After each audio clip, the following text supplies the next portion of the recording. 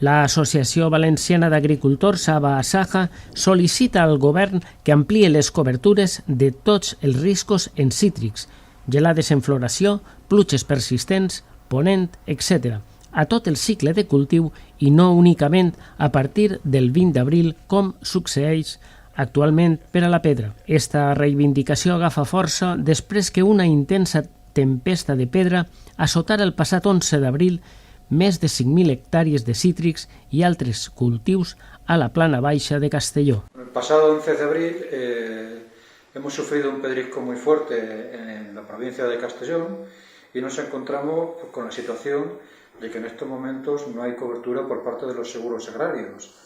Es una lástima, es una pena el gran esfuerzo que están realizando los agricultores por contratar sus pólizas de seguro, el esfuerzo que realizan las administraciones presupuestario por fomentar los seguros, por subvencionar los seguros, y nos encontremos con que en estos momentos tenemos un pedrisco que no tiene cobertura por parte del seguro. Espanya compta amb un dels millors sistemes d'assegurances agràries del món, però no hem de baixar la guàrdia i millorar en aquells punts on hi ha fissures.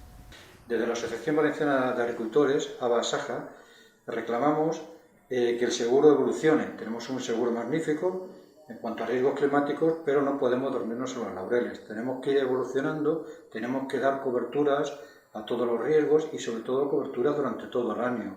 Es una lástima, insisto, que gente que lleva años asegurando, agricultores que año tras año están contratando sus pólizas de seguro, en estos momentos se encuentren con campos afectados, sin producción, sin posibilidad de cobertura en el seguro.